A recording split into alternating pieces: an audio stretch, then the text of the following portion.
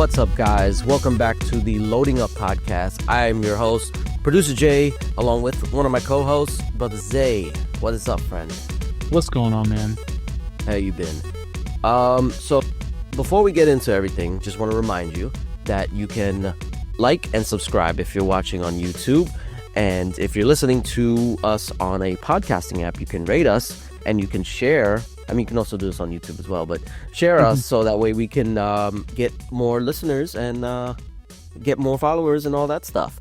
But you can also support us by going into the links in the description to support our sponsors, which are W Energy, NordVPN, and Starforge Systems. If you use code LUP at checkout for W Energy, you can save 10% off your first order.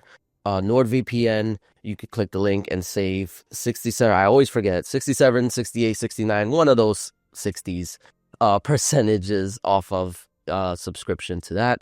And Starforge PCs will give you all your custom gaming PC needs. We thank you for supporting them, for supporting us. With that being said, what have you been playing, Brother Zay? Oh man, I have been playing, and I beat Indiana Jones. Oh, okay. Yeah, I really loved it. It was awesome. I was thinking about like 100%ing the game, and then I realized what I had to do to 100% the game. I was like, yeah, maybe not. It's a lot. I did like, so let's say with achievements or trophy wise, out of 45, I got 39. So it's like right there. I'm really missing basically the collectibles around the world. Okay. I did literally everything else. The game was amazing. The story was great. I hope that there's more Indiana Jones games being made because it was really good. And yeah, that's what I finished. I started playing the Plucky Squire. Oh yeah, nice. Yes. What do you think about it? It's really fun. It's interesting. I like it. I'm telling you, it was good. Yeah, I think I'm up to like chapter 4 or 5. It's fun. I like it. So I'm gonna continue playing that, and that's it for right now. We're kind of like in the era after the post or in between games, or like bigger games or whatever. Yeah. Because I have finished Dragon Age, now finished Indiana Jones, and now I'm on Plucky Squire. So, and of course, I'm always still play like Call of Duty and stuff like that. So, yeah, that's what I've been playing, man. What you been up to? How long was Indiana Jones? Like, did you feel? I think I finished at like 25 hours. Okay, that's pretty decent. Yeah, I think it was 25 hours. That like my total runtime. Oh, and that's me doing everything. I would get to a point in the story where I don't want to go forward. I went back to a different location and started doing mysteries and doing puzzles. So like I was really in depth. I really took my time with this. I didn't just fly through the story. I was taking my time and I still beat it.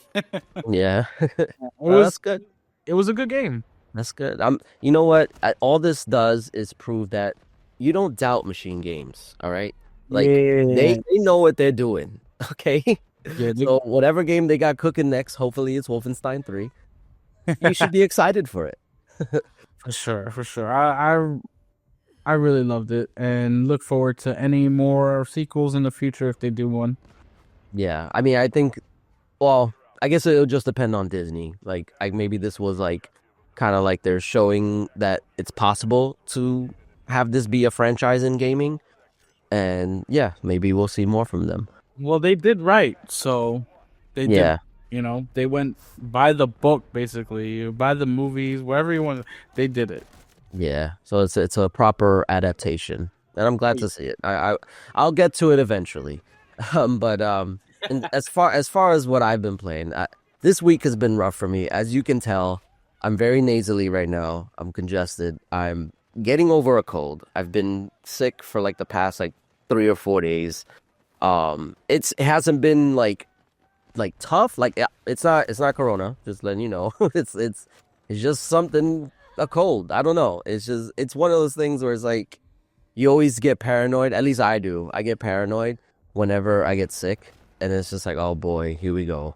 But no, I tested negative, so but it still kicked my ass. So it kind of like put a damper. Like literally, I would play. Normally, I would play games at work, but when I was at work, because I was so exhausted and so like I had like sinus pressure and stuff. Like I literally took a nap on my break because I was just out of it. You know, So if you taking naps, you out. yeah, so yeah, this week has been rough. I really didn't play much. I play a little bit of Call of Duty when I could.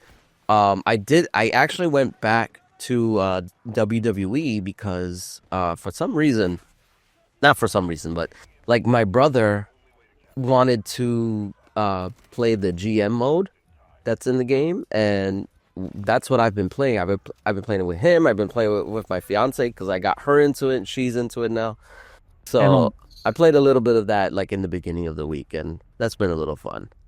Um, but yeah, this week was not my gaming week, so hopefully next week I'll progress more and stuff. yeah, you will. Yeah, hopefully. Although once we get to like the topics and like the game awards and stuff, like I definitely need to finish up Elden Ring. Like I gotta do it. Like I can't put it off any longer. Oh, I see what you're saying. Okay. Yeah. But we'll get to that. Yes, we will. I think we'll start with the Game Awards because it came and went. It had a 3.5 hour show, and they Oh, had big name celebrities come out there, and they had the orchestra, which did awesome. yeah. My favorite flute guy was there from Oh last yeah. year. They changing instruments like crazy. He was a madman. I love it. He's Um, MVP. that's a big fact. So he was the star of the orchestra like always, and we had gotten a chance to see some really amazing games that are coming out. Now, of course, we don't know when most of these games are coming out, but we know some games are coming out next year, but most of the games that they showed specifically, we can talk about the Witcher 4 Oh yeah. Borderlands 4 is coming out next year. The Witcher 4, Intergalactic, those are like far out games. They just Yeah. showed previews, but still super excited for The Witcher 4. Like really excited. I'm so happy that they decided to continue the story and Not have it be like a reboot or something like that. Because I remember there was rumors about that.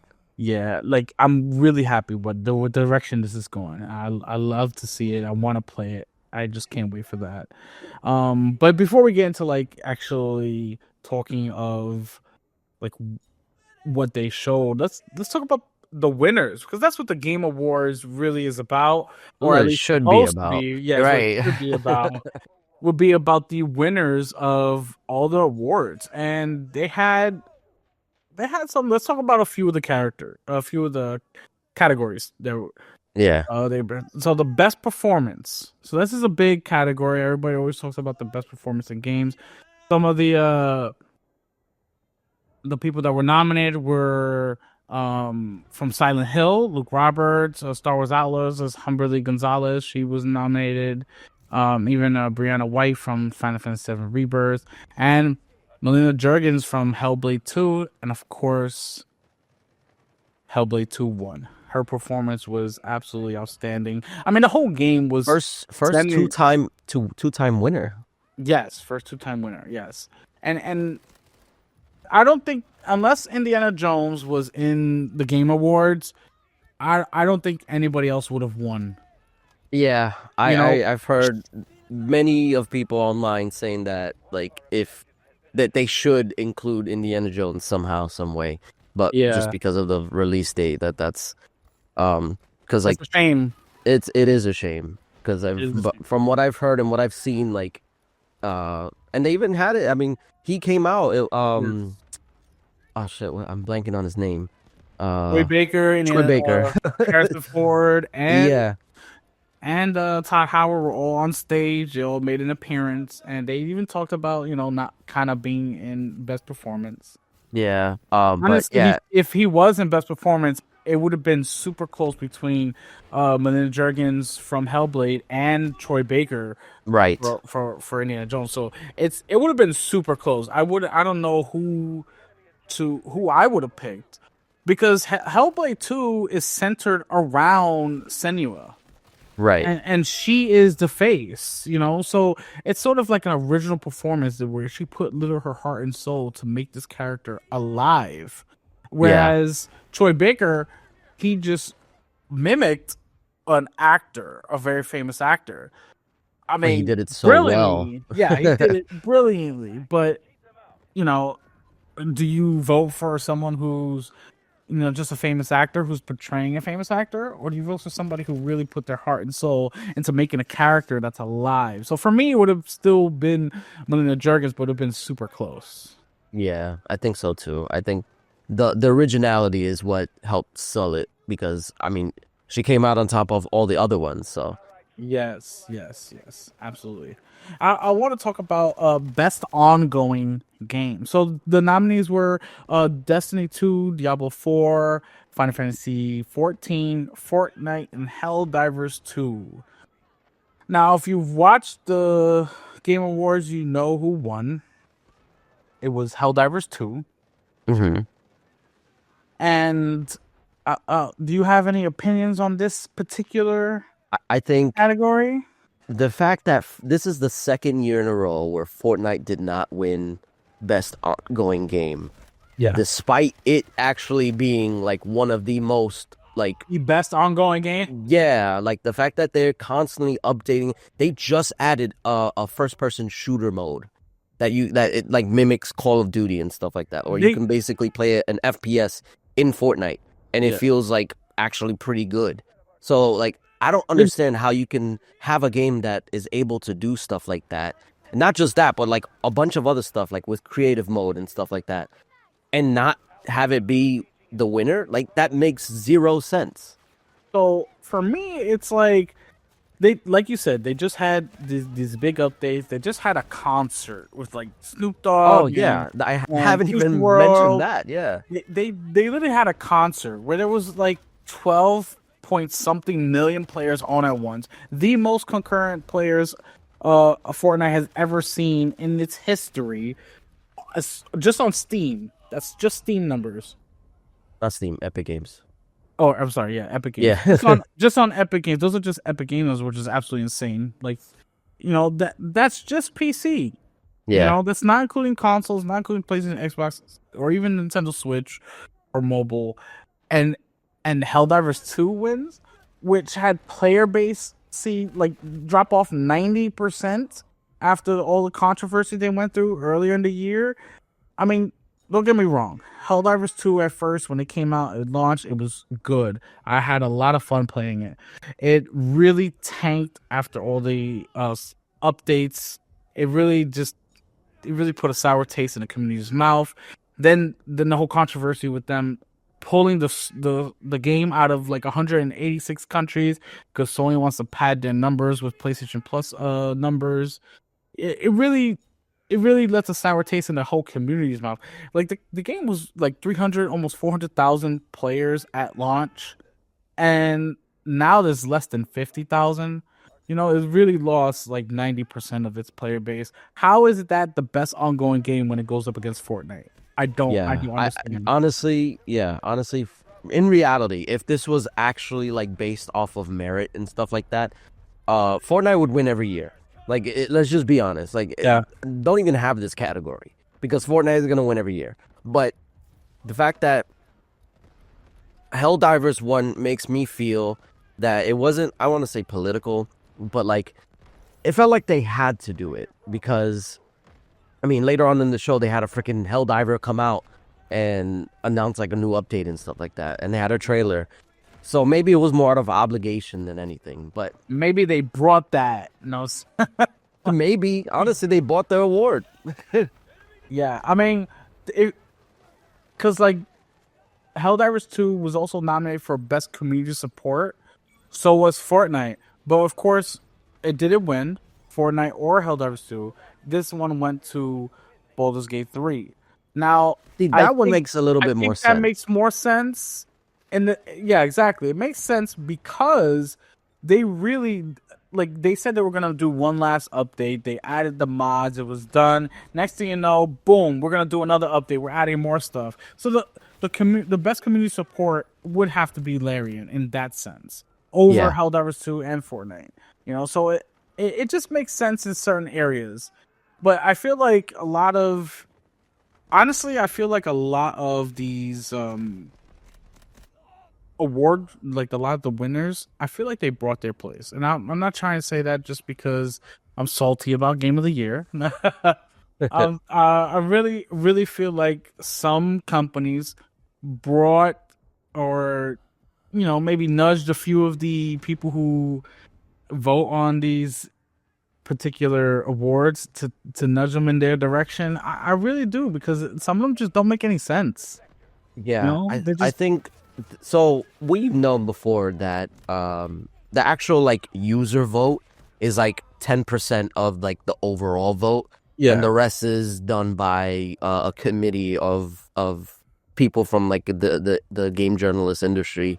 yeah But that that that list of people who choose these nominees and choose the winners, they're inherently biased because I don't want to be the one to be like, oh, like they just hate Xbox, they hate everything, they love PlayStation, but it's hard to argue against that when it's shown every single time. Like yeah.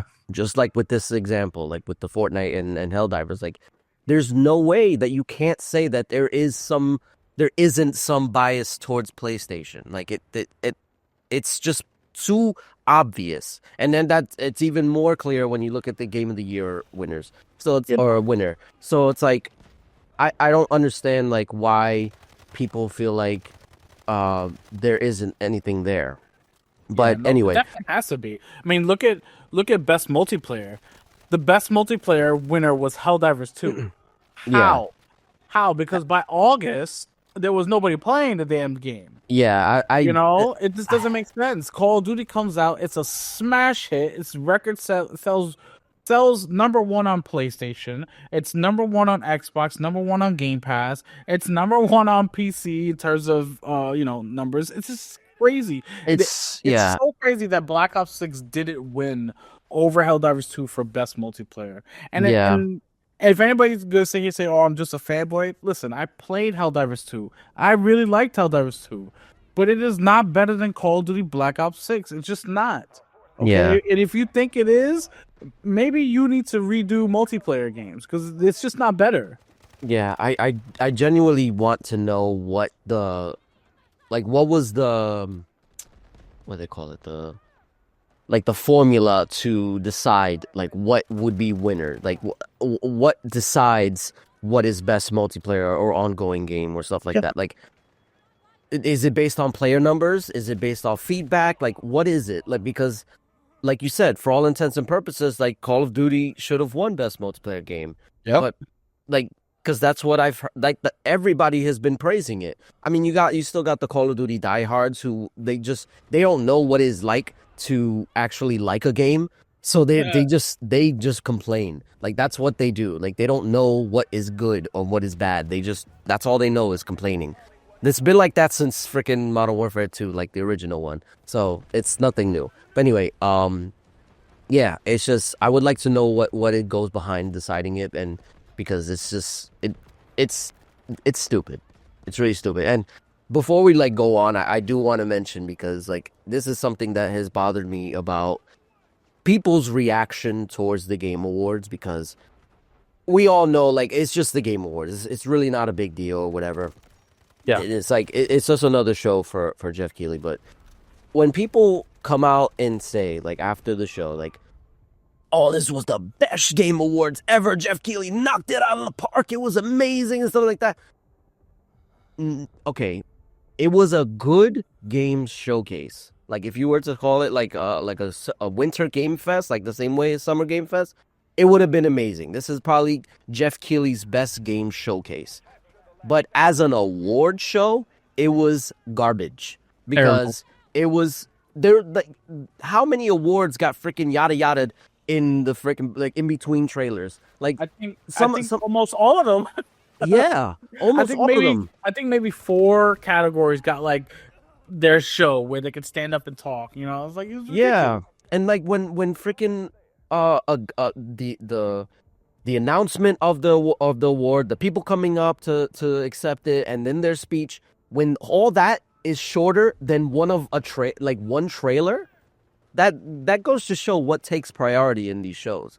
It's Yeah. fine if that's what you want it to be, but we got to stop looking at it as an award show. It's not an award show.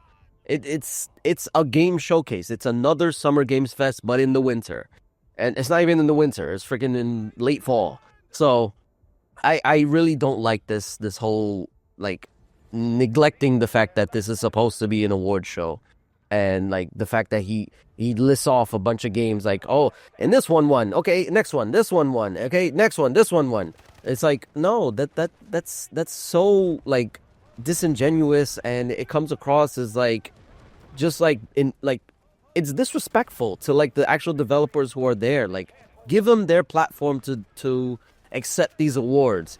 If you don't have time, have them send like a freaking video like real quick just to say thank you. You know, like if I mean just tell them what they're gonna win beforehand, so that way you don't waste anybody's time. But Well, I think they actually do that because when they were listing off in the very beginning of the show, you see it was like best as in best esports, and they got like somebody come up real quick, talk real quick, and then go, and it's like 1, 2, 3, very simple, very fast. It's just like you said, it's just yeah, they're not giving enough time to the actual gamers, the developers, the people out there who made this stuff. It was just a big show. yeah. Can you imagine if like the freaking Oscars did this, where instead of like giving the actors and directors and stuff like that their time to speak on them winning, and instead they just show a trailer for another movie? Like, no, that's bullshit. That would be bullshit. Like, no. Yeah. They even But did it for best action game when Black Myth Wukong won. It was like best action game, Black Myth Wukong, and it was like yeah, best VR. Okay, Batman Shadow wins. It's like yeah, it's really disrespectful, and I just wish they wouldn't even do it. Like, just get rid of the award section. If you want to do that as like a separate thing, like maybe like just an online stream that's like an hour with no ads, no trailers, no nothing, that you can just actually have people come up, and not even come up, but like send in their videos saying thank you for the awards and stuff like that. Then do that. But just don't call this the Game Awards. Like, I'm tired of having to call this the Game Awards. It's not an award show. It's just a glorified showcase, a glorified advertisement. that's how you really feel. Listen, I could go on and on, I know, I but, know. but No, yeah, I but just had I to do say agree that. with you. It is a show in the sense that they just show trailers and with some game awards, handed out here and there. And of course, the biggest one that they always do every year is the game of the year, where the very last 2 minutes of the show is all about game of the year and the And nominees. the thing is, like, most people care about. Like, they don't even care about any other games. They don't, or other categories. They just care about the game of the year. Like, that's the only thing that matters to a lot Yeah, of these people. yeah, it's true. So let's talk game of the year. Let's go through the nominations. The nominations are Astrobot, Balatro, Black Myth Wukong, Elden Ring Shadow of the Air Tree, Final Fantasy VII Rebirth, and Metaphor Refantasio. So, game of the year. If you've seen it, you already know by now. Astrobot won game of the year, and I would like to say people were upset. Yeah, I think generally the consensus people were like, really? Astrobot? Specifically up against Black Myth Wukong and Metaphor Refantasio. Both games that scored better. Well, no, they didn't. Metaphor scored better. Black Myth did not. Black Myth yeah, got like an 84, I think, on PC, specifically because of the performance issues at launch. But Astrobot doesn't really change the landscape when it comes to games and game of the year, right? It didn't do anything significantly different that made a big impact, right? I think the game that made the biggest impact was Black Myth Wukong. It it came out from a Chinese developer, their first Chinese big indie developer at yeah, that. and it was like their first major game release, and it was like, here's this game, and it's a Chinese myth with Chinese characters and China, based in China, and it did so well in the West. It sort of opened up a new frontier for gaming where when we're considering Chinese developers, because everything was always either Japan or United States, like the Or West Europe or or Europe, yeah. yeah. So it was always the West or Japan and nothing else in between. So this opened up a whole new world for game developers, for publishers. It really changed the landscape of what they thought would come out of China. So I think personally, Black Myth Wukong should have won. I would have liked to see Metaphor win, but Black Myth definitely was robbed here. Astrobot didn't do anything. Astrobot is a platformer. It's a love note to PlayStation.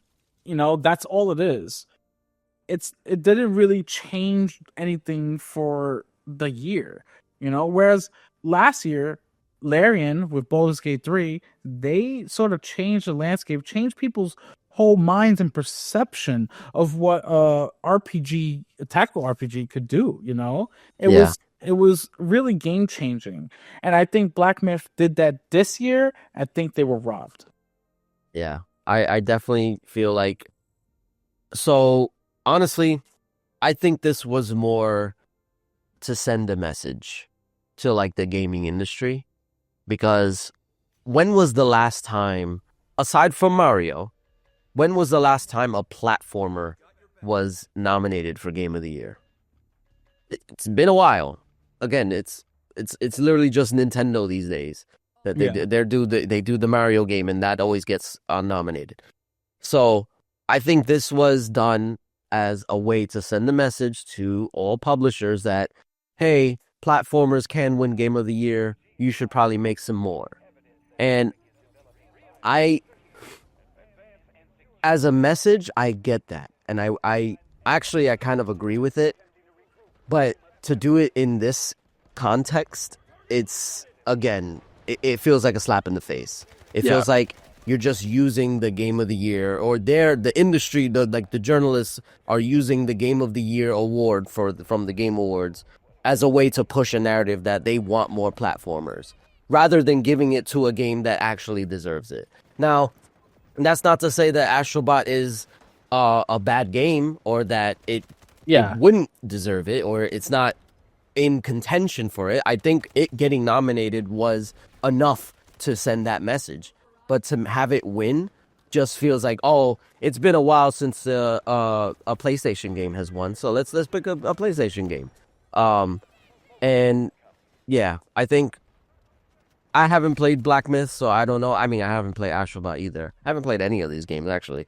But Wow. I base my opinions off of like what I see and like the gameplay and like the reviews and stuff like that. So it's not an uninformed opinion, but it's just I don't have time to play every single. It's not like the freaking like 'cause some people do this for like the Oscars and stuff like that. Like they'll watch the movies that have been nominated. So yeah, so I think this was just done as a way to send a message, as a lot of these things are with this game show. Like, it's all done as to send a message. Like, I remember a few years ago when Kojima left Konami, and freaking Jeff Keighley like literally took like a good like 10-15 minutes out of his show just to call them out and talk about how it was so injustice, that he doesn't deserve it, stuff like that. Like, that's what this show is for. Like, it's a platform for him to send the message to the industry, and that's exactly what happened here. Like, the problem with that is that Jeff Keighley is a Sony bootlicker. Right. I mean, yeah, that also goes without saying. Like, yeah. So the fact that I think that's just circumstantial. I think he'll use his shows as a way to push the narrative. I mean, I mean, at least at the very least, he is self-aware about this stuff because like the what their names? The Muppets. Muppets that made the jokes about him, like Yeah, he had to approve those. And they were actually like they were yeah. pretty funny. Some of them were like, "Oh, damn." Yeah, I was like, "Oh, did you know that he's friends with Hideo Kojima?" Like like Yeah. Does he know about that? right? Yeah, they were really funny. They were really funny. Yeah, and then they say, "Oh, E3 could never," or something like that. So like he like or this wouldn't happen at E3 or something like that. They made the joke. But like he is self-aware about this stuff, but that doesn't mean that you're still not doing it. Like just because you know and you acknowledge that you're doing this stuff doesn't make it okay. Um but yeah, so I think yeah, I can't say which one should have won or whatever, but I don't think that Astrobot I think I don't know. It's hard. I think this was probably not the right year to like do this because like Well, there was so many other games that should have like we spoke about it before that should have yeah. been nominated that weren't, and it's just like why like honestly I'm gonna be honest, I voted for freaking Elden Ring again just because they if they were gonna put a DLC in there I'm gonna freaking like I'm gonna show you why this is stupid, you know, and get people upset if it won, which I thankfully it didn't win. I didn't want it to win, but I voted for it because it was such a stupid decision to make in the first place. But well, now you can nominate the other Elden Ring game. So there you go. Next year. Yeah. I mean, we weren't the only ones who were disappointed. Even the rep the rep that they sent to the Game Awards for Black Myth Wukong, Fang Ji, he wrote a whole acceptance speech, and he was ready to accept his award. And then he went on his social media and was like, I don't understand. He said the games not this is his quote, the games nominated this year are excellent, but I really don't understand the selection criteria for this year's game of the year. I came here for nothing. That's what he says. You Damn. know, so like he was even upset. They were ready to claim the award. And you know what? I personally voted for Metaphor Refantasio. Um I kind of hoped either that or Black Myth won. I did not want Astrobot to win because then everybody on Twitter will be insufferable. Specifically, one particular group of gamers. Yeah. But yeah, even the reps from Black Myth Wukong were dumbfounded and on like how. Yeah. No, I think so I think it was Alana Pierce. She posted a video or I don't know if it was a video or if it was like a live stream or something. I saw a clip of her talking about that she was like sitting next to the people, the Black Myth Wukong people, and she said that they were like in tears. Like they were upset at yeah, losing. And a lot of people were saying like, "Oh, that's weird. Like, what's going on? Why would you say something like that? Like, why would you act like that?" But then, like at first, I kind of agreed with them. I was like, "Yo, it's the Game Awards. Like, nobody freaking cares. Who like, it's not a big deal." But then I started to think more about like the circumstances regarding the game. It's a Chinese developer. One, it's an indie Chinese developer. Like, how many games can you say released out of China that isn't from Tencent, that isn't from NetEase? You know, like it's always from them because those are the ones who are the big ones. They're the ones who work with the government to get these games outside the US or outside China into like other markets. So the fact that this game, Black Myth Wukong, is a self-published game by the developers, they self-published it, and it made its way out of China and became a massive success. Like it's one thing to just get out there. It's another thing to be a massive success. And I think maybe all that like that I don't want to say pressure, but like that emotion, the emotion was high for them because I can almost guarantee that there was probably a lot of turmoil that they had to endure just to even get this game off the ground. So I want to put it into that context, and I can see why they would be very upset. Also, they don't know how I'm assuming they don't know like how these awards work and like what goes behind yeah. it. I mean, clearly he wants to know like the criteria and stuff like that. So I think they were just taking it way harder than it needed to be. I And I mean, think they probably shouldn't have made it public. They probably should have reached out maybe privately to Jeff Keighley and be like, "Hey, like what happened? Like why did we lose? How did Astrobot win?" Stuff like that. Like maybe Jeff would have been like, shut up." But uh you're like, what are you talking about? This is a Sony game. It's supposed. yeah, clearly like that they paid us more. Like that's how it works. Like I don't know. But yeah, I think they probably shouldn't have been so like they probably shouldn't have been too emotional about it, but I think this is more of just them not realizing like what it actually is. They're and maybe in their eyes they're actually looking at it like it's the Oscars. Like this is such a big deal. Yeah, The fact that they made it all the way to becoming nominated, and they probably were the runner up. They probably were second place. Um and then they just lose to Astrobot, which is, I mean, you can call it whatever you want, but it's a kids game. Like at heart, it is a kids focused game. That's what the rating says. It's a kids game. I mean, adults can play it too, but its audience is kids yeah, or our kids. So I think all of that tied up into one is probably what caused the outburst that the developer had, which I think we need to kind of like ease up on them and not like be too hard on like their decision to, or not their decision, but their reaction to it, because they probably just don't even know. yeah. But also, like, could you imagine your life's work was to make something that represented China, represented its mythological, like its whole being, and then it's a massive success. You're on the high of that, and then you get to LA to the Game Awards, and you're thinking we like this thing sold like 20 million in like 2 weeks. It's ridiculous, like we're gonna win this, and then Not, all of a sudden they hear Astrobot, which yeah, sold barely 2 million copies yeah, out of the how many like 90 million plus consoles that they sold already. It sold like barely 2 million copies. You're thinking there's no way. Maybe Metaphor is up there, but there's no way we're losing. And then they get there and they hear Astrobot and they're crying because their life's work. They gotta go back to the CCP and say we lost. yeah. And you That's know what? gotta be rough. Yeah, I didn't even think about that too. That the fact that they probably traveled the most of all the developers.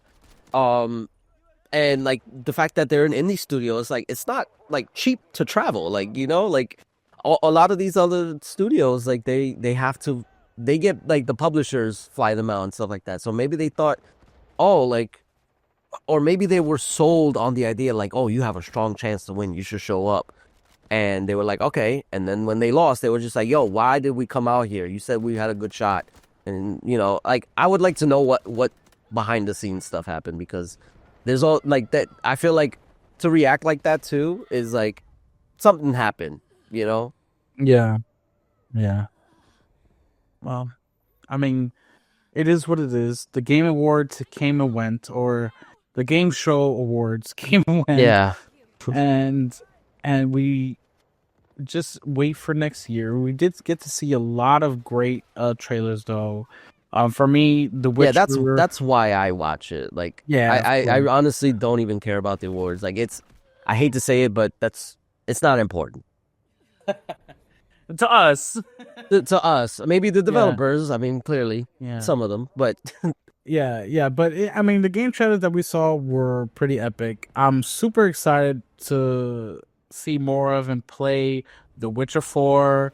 I do want to see what Intergalactic is about because we didn't get to see much, but what I did see was very interesting, and I want to see what that's about. I know it's gonna be obviously a PlayStation exclusive, but that's why we own all the consoles so we could play whatever game we want. yeah. But yeah, but we get to see more in the coming year from not just the Game Awards, but also from Xbox, from PlayStation. This year, hopefully, is the year for PlayStation to come out with some good games. We know Xbox's lineup is stacked. We can't wait for that, especially with the Outer Worlds 2 announced that they're launching next year, which was a surprise for me. I really loved Outer Worlds, the first one. Um, so getting a part two that's bigger and better so soon is like amazing. Yeah, Bethesda, Obsidian, Machine Games, that publisher, that arm of Xbox is cooking like crazy, yeah, and it really was like the best purchase for Microsoft because like they're just steamrolling all these games coming out, and I can't wait. yeah. Next Um, year is gonna be a huge year for Xbox, and Huge. Your I backlog is was gonna be huge. yeah. I freaking don't even remind me, bro. But yeah, so like I was like you said when they announced the Outer Worlds 2 coming out next year, I was shocked because literally, I mean, granted, Avowed was supposed to come out this year. I still would have been shocked like if Avowed came out and then they they announced the Outer Worlds 2 coming out next year, like back Yeah. to back years releases, like how? Like I know Yeah. Obsidian has like two studios, but still, like that's insane. But yeah, I was shocked and I'm super excited. I love the first game and I hope they just build on like the foundation there and just Yeah. add on to it. Like literally just do everything exactly the same but bigger and better. Yeah. Like And I think that's what we got from the trailer. It was like that's what we're it felt back. like, yeah. Yeah, we're back, bigger, better than ever, and That that's yeah. perfect. 'Cause that's exactly what I wanted from it. Because the game was really, really good. I just wish it had like more cutscenes. I wish it had like other things. It felt very indie to me, which was weird It because like was. I mean, it was indie technically. I mean, technically, yeah, but Obsidian could do so much more, and they could do Yes. better, and I Yeah. think that's what this is. Yeah, this is definitely like the Outer Worlds but with a higher budget and Yeah, that's yeah, exactly what we want. So Uh, I'm super excited for that. yeah, yeah. And then I mean there was also controversy surrounding it because there was a PlayStation 5 logo in the trailer. Um Ooh. yeah. I mean, you know what? It's a multiply. The Yeah. first one was Well, so multi-platform. the whole thing was is that when they first announced the game, they didn't show. They said it was a console exclusive. It's not like they said it was like, oh, they just didn't mention PlayStation. Like, no, they said it was a console exclusive. But you know, this technically does fall in the whole legacy stuff with what Phil Spencer said a few years ago. So, like, honestly, at this point, like, I already know they've already said multiple times that more games are coming. So it's like either you're okay with it or you're not. Like, just do If what you got to not, what are you do. gonna do? Yeah, what are you gonna You're gonna do? That you're gonna throw away your Xbox and buy a whole nother $600-700 console just to play the games, where you yeah, have just to to play it then buy somewhere the else. games at $70 instead of just on your Game Pass subscription. Like, just Yeah, shut up. You're crying for nothing. Play your yeah. games I wherever you want. yeah, I never understood the whole argument that like, oh, like I'm just gonna get rid of my Xbox and buy the games on PlayStation because they don't want me to buy Xbox. You're still buying the game though. That's what they Yeah, want you to do. Like yeah, that's the goal. So it's like you're not sending them any message that they don't already know. So it's just exactly. it's a silly thing. But anyway, um yeah, honestly, I don't care. I'm glad more people get to play it because I know that was an issue that people were talking about. It's like, oh, like I love the first game on PlayStation. Why can't I play the second game? Like, so they can play it now. So it's whatever. It's still gonna be a good game. It's Obsidian. Like they do good games. Yeah. So yeah, I think I'm excited for that.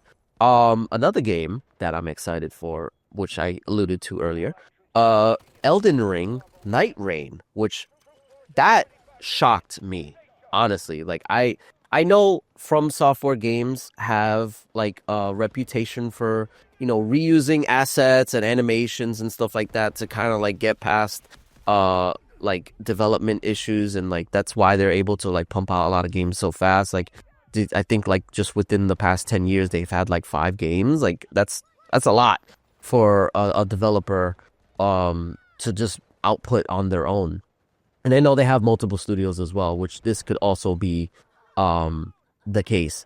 But the fact that it's not a DLC, which I thought it was, but then I mean, in my mind, I said, "Oh, it's another DLC," but then Jeff Keighley right before said it's not. It's a standalone game. So I was like, "But how? Like, I don't get it."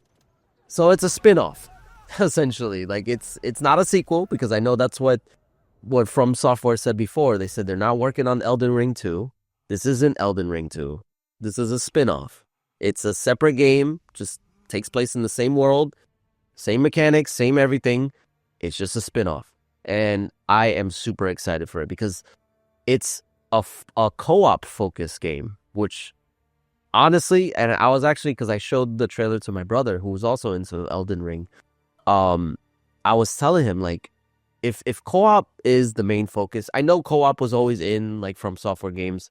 But if this was a focus for this game, like you want people to play together in co-op, this needs to be cross-play. Like especially because this isn't like there's nothing to like. The only thing that transfers over is progress. It's not like you're buying skins. It's not like you, because that was one of the things that like when Sony was like apprehensive about doing crossplay. One of their excuses was because like, oh, what if you buy a skin on one platform and you get it on here? That's a lost sale for us. It's like, no, there's no MTX, there's no microtransactions, there's no battle passes. I'm assuming, I don't think there would be, but there wouldn't be any reason to not support it. You're literally just playing with other people across platforms. So I think if co-op is the focus, it needs to be crossplay. But yeah, the fact that it's coming out next year is insane to me. Did you but yeah. read more about Night Rain? No, I haven't like dug too deep into it. Why did they announce stuff? So they got basically everybody got their hands on what it is and what really is going on with Elden Ring Night Ring. So it's not really about clawing your way to the throne and becoming Elden Lord or whatever. Yeah, it's a survival. It's about surviving. So you and your 3 buddies will survive 3 nights in an ever-changing realm, which of course is in Limgrave, which is from Elden Ring. Yeah. And it's a co-op run-based roguelike set in it's a roguelike. It's a random map within Limgrave, and you have to survive. It says PC Gamer says each session lasts around 30 minutes long as you don't get swallowed up by a dangerous ring that closes in on you like a battle royale. So like you have to beat these monsters within the 30-minute session and get to, I guess, where you're the goal at the end, which is, I guess, defeating the monster before the ring eats you up. So it's like a battle royale co-op survival roguelike game. It's weird. It's not a traditional From Software Elden Ring game. It is an Elden Ring. It's the only thing Elden Ring is basically the assets that they're using. Yeah, but it's a different type of genre. It's a different genre, but also the same because it's Souls-like. You and your buddies fighting all these big monsters, you know. So it's very weird. That is very weird. Okay, I don't know. Like, I know you said you're excited for it because it's Elden Ring, but like, I think you need to read up a little bit more. I think everybody needs to read up a little bit more about what Night Ring is. Yeah, you know what? That's a good point. It's very different than what people may think it is just based off the name. It is. I mean, I'm pretty sure it'll still be fun. It sounds fun. You know, you and 3 buddies out there with the ring is closing. You got to fight these monsters, and if the ring hits you, you're probably knocked out or something. Who knows? Yeah. It's definitely something we have to look into more because it is definitely not Elden Ring. Yeah, I think maybe that trailer was a little bit misleading. Yeah, because like they could have probably like done a little bit more to like explain like what, because I thought it just like, you know, all the action, it's cool and it's focused on co-op and stuff like that. I just thought it was like I thought it was like maybe just like Elden Ring but in co-op, and they just added more bosses. No. It's definitely different. It's definitely different. Okay. I don't even think what is the gentleman's name that made Elden Ring? Miyazaki? I don't think he's even part of this. Yeah. So then, it is a situation where it's the quote unquote B team making the game, because that's how they were able to make Elden Ring and Armor Core. So yeah. Yeah. I mean, we'll see. I mean, I'm still excited for it because it Play. yeah, I'm still gonna play it. Like, but that speaks more to my request because I don't know if it's gonna happen to make it crossplay. Like, if that's the game that it's supposed to be, like, why not make it crossplay? Yeah. But I mean, I guess that just depends on can they make it crossplay, you know? and yeah, maybe I don't know. I mean, you know how Elden Ring partnering up with Elden Ring and getting friends on together, it's ridiculous enough anyway with the the fingers and everything like that. I'm sure they'll make it easier. It's probably not gonna be like that. I know, we'll see though. We'll see. Yeah. Yeah, we'll see. I know we've been talking about this for so long. I want to go through just two more games that I'm really excited Yep. about. No, go. Speak to me, brother. Speak to me. Okay. So another game by Haze Light Studios Oh by yeah, Joseph Ferris. Split Fiction. That game looks amazing. Like, honestly, amazing. they do not miss. Like, literally every game has been like one notch above the other. Like Brothers, A Way Out, It Takes Two, and now this game. It's like that studio knows how to make the co-op genre like the best. Like, Yeah. honestly, I'm surprised that they haven't like influenced more developers to try and like at least somehow replicate their formula because it works. And it's just like the most game, like, if that makes sense. It just looks so fun. Like, it's like a kind of like a throwback to like old school games, like where it was just all about the mechanics and all about how the game plays and stuff like that. Like, the story is also interesting as well. But I cannot wait to play that game, especially like with my fiance, like, because we played It Takes Two and we loved it. Yes. I played It Takes Two with Brea, and I showed her Split Fiction, and she was like, "Oh my!" She was said immediately, "I was sold when they said I could raise a baby dragon." Oh yeah, yeah. See, it's just like stuff like that.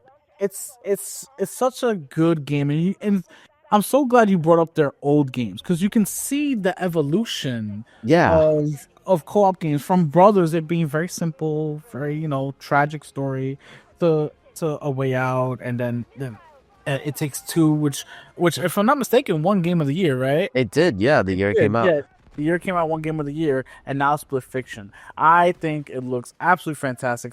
Like you said, super fantastic, and I just can't wait to. I'm really excited to play. And it comes out in March, like, so we don't have that much time to wait.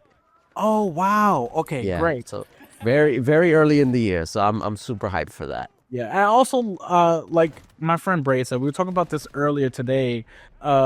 She was like, "Oh, I really like the guy who created the game, the head of the studio. His energy, Oh yeah, Joseph Harris. yes, he's so." She was like, "He's so eccentric and cussing all about." Yeah, And so, like, it really shows that they really care about their games and they take the time to really push their games to the limits, and it's really exciting to see those things from the developers themselves. yeah. So definitely looking forward to that.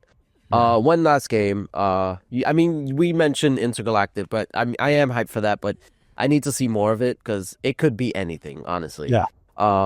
So yeah, I am excited for that. But one more game I'm excited for is Stage Fright. It's by the developers of Overcooked, and that game, like, that had me and my fiance in a chokehold. Another co-op game.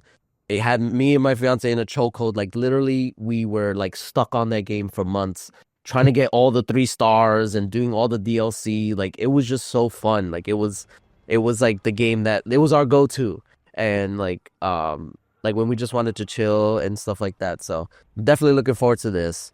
It's another co-op puzzler game. So if you like Overcooked, then you gotta look forward to this. Oh, okay. I do remember the trailer now. I had to just look it up real quick.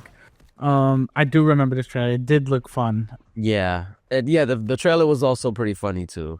Yes.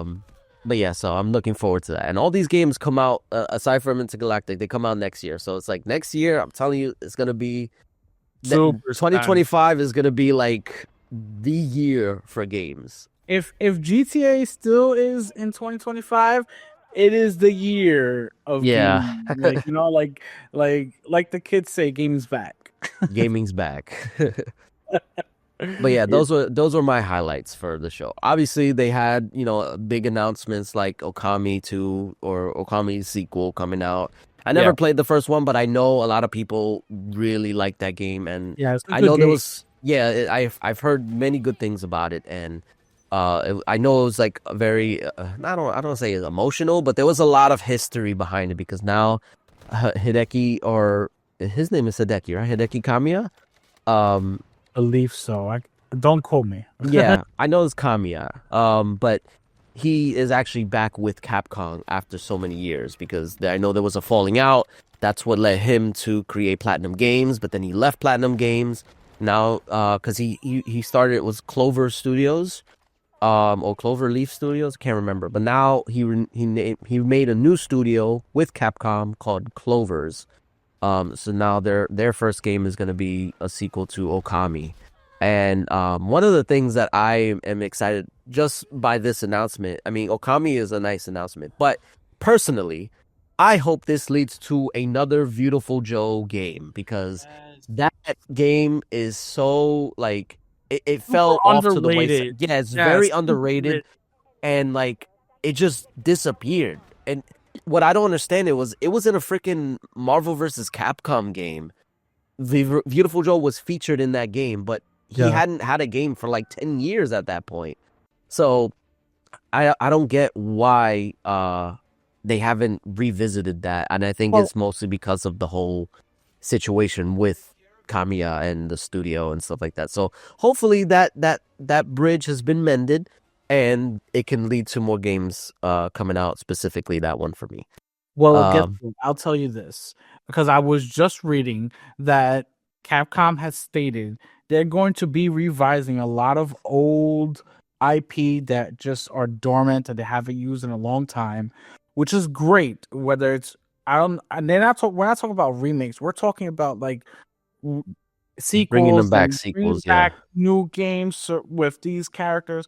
So this brings up a lot of hope, especially for Beautiful Joe and so many other IPs at Capcom and Sega that they're going to be working on. Yeah. That is music to my ears. So that basically kind of confirms what I want. So I'm eagerly waiting to see what comes out of this partnership. But Definitely. but yeah, so that's was the Game Awards. Yes, that was all. I mean, there was a few things that we'll talk about really quickly, like New Regions teaming up with Snoop Dogg's company Death Row to make games inside Fortnite. So they're gonna be adapting films into video games in Fortnite, and the first one that they're doing is called In Time, which is the dystopian thriller with Justin Timberlake, where you have time uh literally on your arm, where you have to like survive with more time or less time. So they're gonna be making a lot more games in partnership with Death Row. Um, we'll go over some rumors from the Switch 2 leaks, not just rumors, leaks, full leaks from very noticeable leakers, people who are in the industry who they even talked on Reddit. They confirmed it on Reddit, so they kept the post up about how the Switch 2 looks. And if I'm not mistaken, Producer J will put up Yeah, I'll a put it in graphic. the thumbnail and you can see Yeah, what it's supposed to look like. exactly. He'll put up the graphics so you see what the Switch looks like or what they say the Switch looks like.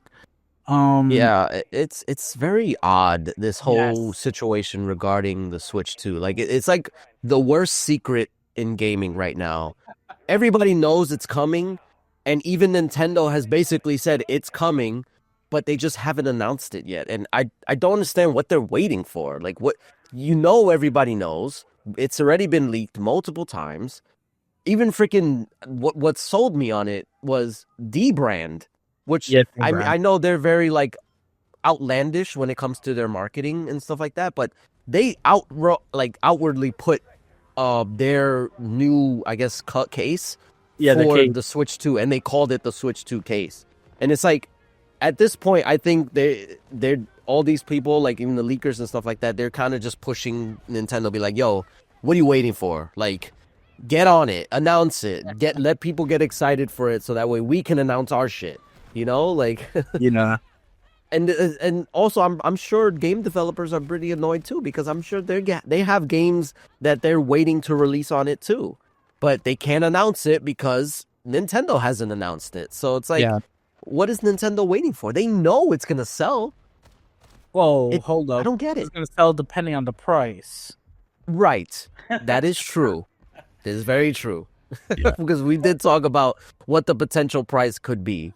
I think when we said it before, like, well, in our group chat, honestly, if it's anything above $400, then I think it's gonna be a pass for me. I'll wait for a sale, but I know a lot of people will still buy it even if it is like 500. I don't Listen, know why, I got but 2 Switches. I'll sell one and use the remaining to just purchase the Switch 2.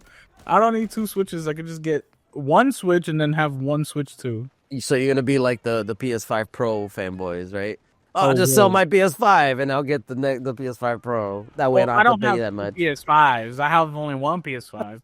And I have 2 Nintendo Switches. So, and I want to hear you have 4. You could probably give up 3. Listen, I have 4 because they're for everybody in my household. Okay, it's not for me. Uh-huh. See, the Nah, problem is like I can't get rid of one. Well, I guess I could, but it's the older Switch, so I don't know what I would even get for that. yeah, true. No, it's the same. I have the older Switch, and my wife has a newer one. So, it honestly, I want to get it, but it depends on 2 things: price and performance of games. You know, Yeah, that's if the main thing. if the games are not going to be performing any better than what it is performing right now on the Switch, no point in getting it for me.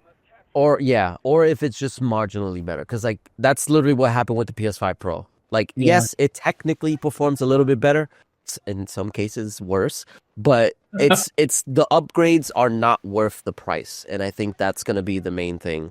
But it's very, I don't know, like we saw the and if you're looking at the thumbnail, you've seen the picture of it. It looks exactly like the Switch.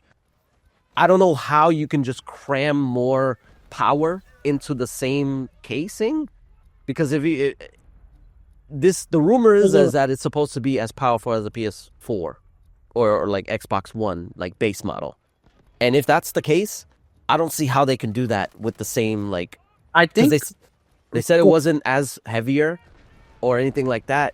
So like the battery it can't, like, it has to be the same, like it can't be worse. Like, I don't know. It just seems very unlikely that it'll be what the rumors say. So I don't know. honestly, I think because what I'm looking at for the rumors, they're talking about it using like DLSS and stuff like that. So maybe they're relying heavily into that, which again doesn't really mean it's a good thing. But I don't know. It's still Nintendo's always been behind when it comes to power. They don't really care about that because it sells anyway, so they don't really care. But I definitely want something that's gonna be better. yeah, it needs to be a noticeable difference, enough for people to want to essentially get the Switch again, you know? The next Pokemon game cannot run at like 5 to 10 frames per second. Oh, and that's another thing too. Every game that is available on the Switch needs to be upgraded. It needs, and not a paid upgrade. No, I don't want to buy a remaster like PlayStation freaking does. I don't want to pay a $10 to get the upgrade. No, it needs to be an automatic thing. If I put Scarlet and Violet in a Switch 2, it needs to work better. That's going to be the selling point for me. Now you're Because, asking for a lot. We're I talking mean, about I know Nintendo this is here. Nintendo. They would rather just re-release the game. I mean, they sold what was it? Mario Kart 8, like 3 different versions. It was all the same. Oh, and then yeah, one of the rumors is that a launch title is going to be Mario Kart 9. Which is probably Mario Kart 8 just remastered. Probably remastered. Deluxe. Yeah. So, I mean, it's a lot of things depend on how the Switch 2 being successful. I don't know if the Switch 2 could be as successful as the Switch. Yeah, I don't think it's going to be as successful. Because I But- think one of the reasons why the Switch was successful is because they merged their home and mobile consoles into one. So now the 3DS fans, they bought a Switch. the Wii fans, or I'm gonna say Wii U fans, but the home console fans, they bought a Switch. So it's like they all merged into one, and that's what made it popular. But now that they already did that, there's no way it's gonna be higher than the current Switch sales, especially after this long. Like, you're gonna have to wait another freaking 7-8 years to see, did it sell more than the base Switch? Like, we don't know. But yeah, I think it's gonna be a tough sell for a lot of people, but it really just depends on what it can actually do. Yeah, that for sure. And that's pretty much what we got, bro. It's a lot. We went over a lot with the Game Awards. Yeah, we said that the Game Awards was gonna be the bulk of it. And it was. We talked about the Nintendo Switch, which hopefully it's more powerful with a decent price. And that's it. That's all we got. So just remember, if you're watching on YouTube, you can like and subscribe and share us around. If you're listening to a podcast app, listening to us on a podcasting app, you can rate us and also share us. And just remember also, you can look at the description and click the links there, which will lead you to our sponsors, W Energy, NordVPN, and Starforge Systems. And that'll do it for us. We'll see you guys next week. Peace. Laters.